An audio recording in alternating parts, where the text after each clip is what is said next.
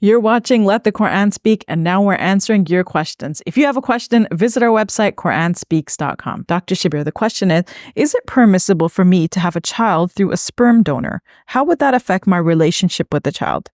I guess you're thinking, how would that affect my relationship Islamically with the child? Yeah, Safiyyah, Muslim scholars say about this, that so long as the procedure is being used by a couple within marriage to achieve pregnancy when, the normal course of events is not leading to pregnancy, then this is permissible. But of course, it has to be with, all kept within the marriage. In other words, it has to be the husband's sperm with the wife's ovum, and the implantation has to be done within the womb of the same wife. It cannot be that, you get a donor sperm and it cannot be a donor egg. It cannot be a surrogate motherhood.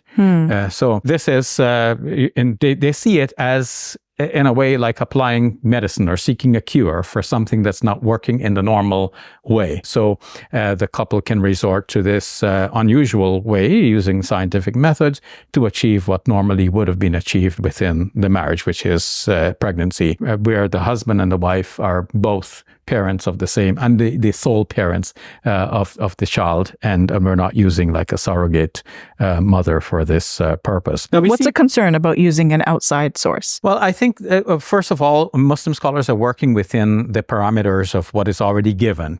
So we know from our classical texts, whether it be in the Quran or Hadith or classical Islamic jurisprudence, that this, husband and wife get together. This is to be contrasted with adultery, where you introduce a third party. So they see some analogy. If they take the donor sperm, this is some aspect of adultery. It's not the actual act of intercourse, but still you're using the sperm from an outside source. This is not allowed, they would say, or egg from another woman, or, you implant a zygote into the uterus of another woman, which means that you are getting, some outside source here into this woman. So for them, this is taboo. But there are also many ethical concerns which are being raised even outside of the Islamic constraints. And for Muslim scholars too, this is a concern. Like if you have a child that is related to another person outside of the marriage because of a donor sperm, well, this affects Islamic laws regarding who can marry whom, because you can't marry your sister, you can't marry your mother, obviously. So if a child is born from a surrogate mother, then the child will have two mothers, one whose ovum the child is a product of, and two, the mother from whose womb the child emerged. And so this creates all kinds of problems, because the daughters of that surrogate mother would be in some way related to this child, and so on. And then when it comes to inheritance, the Islamic law prescribes inheritance to certain persons who are closely related to you.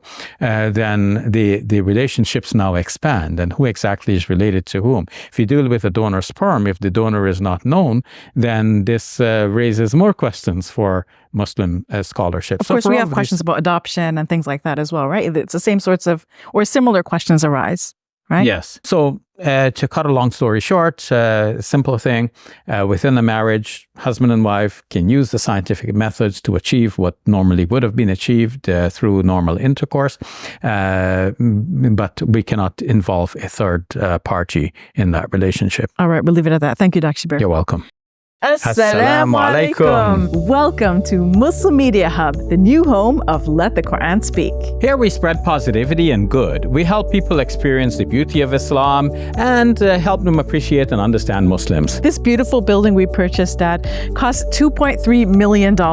Yeah, we've already raised a third of that money, and with your help, inshallah, we can pay off the rest. So we're looking for people who can give $1,000 each. If you can be part of the select group, that's amazing. Otherwise, just please give whatever you can. Every dollar counts. It's our collective responsibility to share the message of Islam with our fellow human beings.